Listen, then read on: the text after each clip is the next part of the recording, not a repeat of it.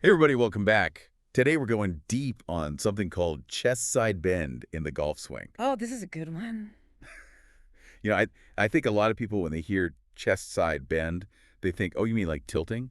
And it is Yeah. kind of like tilting, but it's so much more than that. And our source, this PGA Pro, he uses this really cool visualization of a sine wave to describe Love that visual. how your shoulders actually move during the swing. And we're talking about some serious data here too, because he uses this SportBox 3D app to track all these movements. Oh, wow. Yeah. Using technology to break down the golf swing, that's how we do it these days. Yeah, so we're talking tech meets expertise, Yeah. and I think this is going to be a really fascinating deep dive. I think so too. All right, so maybe let's just start off by, kind of technically defining what exactly is chest side bend. So chest side bend, as you alluded to, it's not just bending over sideways like you might think. Right, right. It's really about the tilt of your chest around an axis at the base of your neck. And a good way to visualize this is to imagine like a line connecting your shoulders. Yeah. And as you swing, that line is going to tilt up and down, and that's where that sine wave pattern comes from. So am I thinking about it right? That it's not like I'm doing a side stretch or anything like No, that? no, no. It's much more subtle than that. All right. And to be clear, we're going to be using the terms trail side and lead side Okay. to refer to the right and left sides of the body, just to make it easier for golfers Yeah. of all different, handedness. Makes sense for sure. Yeah. Uh, so so how does this all connect to, my swing as a golfer? How can I tell if I'm, doing this tilting correctly? Well, you got to think about the different stages of your swing. You got your address, you got the top of your backswing, you Right. got impact, and then you got your finish. Yep. And your chest side bend is going to change throughout each of these stages. So there's like an ideal amount of tilt that I should have for each position? Yeah, exactly. And here's something that might surprise you. The degree of side bend at the top of your backswing and at impact is remarkably similar. Oh, really? I would have thought those would be like completely different. Yeah, it's kind of counterintuitive, but it really speaks to the importance of maintaining a stable spine throughout your swing. Uh-huh. That consistency in side bend is a sign that you're rotating properly and not just kind of flailing around. Makes sense. And a stable spine is really the key to a powerful and repeatable swing.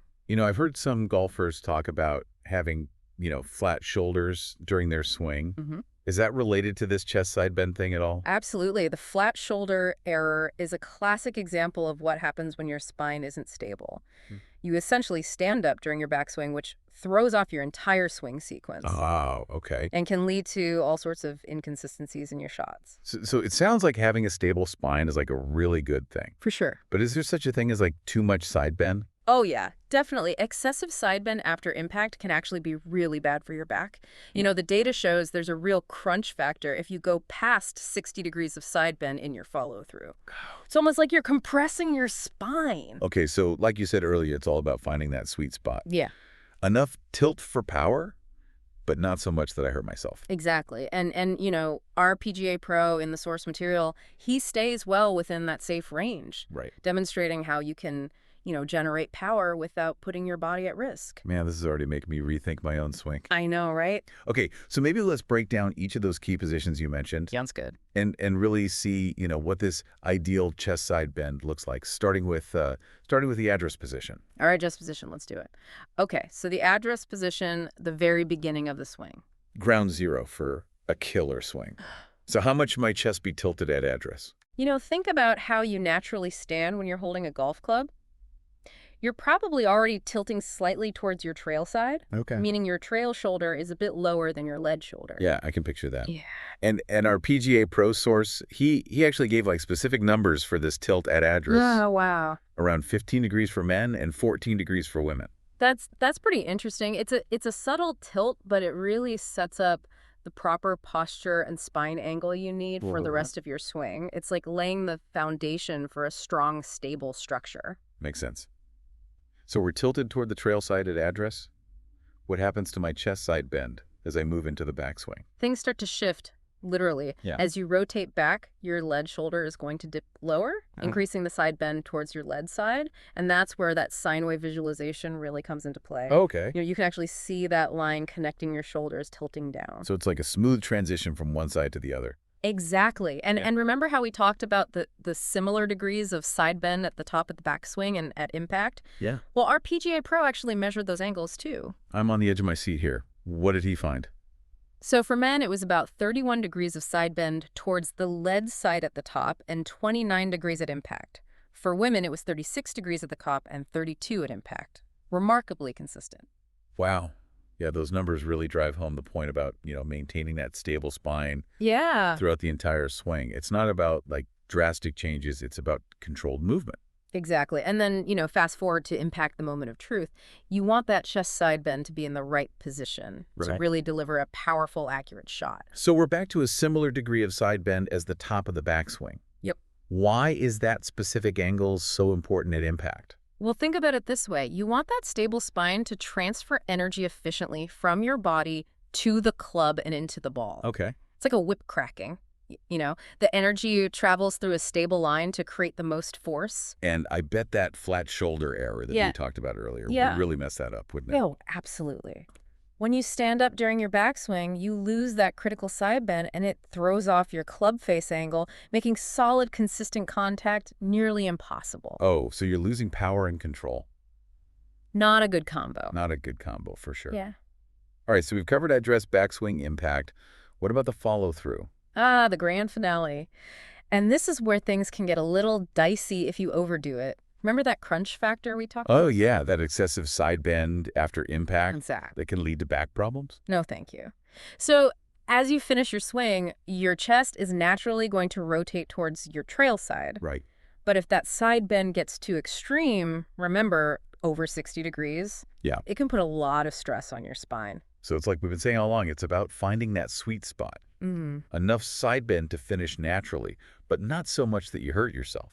Exactly. And the data from our pro golfers shows they stay within a safe range of side bend during their follow-through. It's all about controlled motion, even as you're finishing the swing. This is so cool. Yeah. We've covered all four positions, addressed top impact and finish, and it's amazing how chest side bend plays a key role Yeah. in each and every one. It really highlights how everything is connected in the golf swing. Every little detail matters. You know what really stood out to me? What's that? Was the way our source used the terms trail side and lead side Oh, yeah. instead of right and left. I'd never really thought about it before, but it's brilliant. It is. It makes the information relevant for both right-handed and left-handed golfers. Yeah. It's like a universal language for the golf swing. It is. So, okay, we've spent a lot of time unpacking what chest side bend is and how it changes throughout the swing. Yeah. But I know our listeners are out there thinking, okay, how can I actually use this to improve my game? That's the million-dollar question, right? Yeah, how do we apply this knowledge? Let's get practical. All right, so we've talked about what chest side bend is, how it changes throughout the swing, Yeah. but how do we actually use this knowledge to improve? Right. How do we put it into practice? That's the million-dollar question. Absolutely. So I think the first step is awareness. Now that you know about chest side bend, start paying attention to it in your own swing. Okay. When you're at address, are you tilting correctly? Is your spine staying stable as you swing back and through? Are you making that flat shoulder mistake without even realizing it? Right. So when I'm at address, am I thinking about, am I tilted correctly? Yeah. And as I'm swinging back, am I maintaining that stable spine? Exactly. And those tech tools like that SportBox 3D app, Yeah. that can be incredibly helpful for analyzing your movements and really pinpointing, where you might need to improve. Yeah, like having a virtual coach in your pocket. Right. But even without the fancy tech, you can still make progress. Huh. Just being aware of chest side bend and how it impacts your swing can make a big difference. So are there any specific things I can do to improve my chest side bend? Yeah, for sure. I would say start by practicing your address position. Okay. Feel that slight tilt towards your trail side. Make sure your spine angle is set up correctly. And then as you swing back and through, really focus on maintaining that stable spine. Think of it as your anchor for a powerful, consistent swing. And don't forget about the crunch factor, right? Got to protect the back. Absolutely. Yeah. It's not worth sacrificing your long-term health for a few extra yards. So to recap, what are the key takeaways about chest side bend that we want our listeners to remember? I think the main thing is that chest side bend is fundamental to the golf swing. From address to finish, it plays a role in your power, your accuracy, your consistency. It's Yeah. all about finding that sweet spot. Having enough side bend to generate force, but not so much that you risk injury. And being aware of our own bodies and how they move during the swing, Yeah. paying attention to my chest side bend is something that I'll never take for granted again. It's like we've unlocked a secret code to better golf. I love that. And now that you know the secret, you can't unknow it. Right. It's amazing how something as seemingly small as chest side bend can have such a big impact on your game. So go out there, experiment a little bit, see how this newfound knowledge can help you achieve your golfing goals. Keep learning, keep practicing, and most importantly, keep having fun out there on the course. There's always something new to discover in this crazy game we call golf. Well, that's a wrap on our deep dive into chest side bend. We hope you found it insightful, maybe even a little bit inspiring. Until next time, happy golfing, everybody.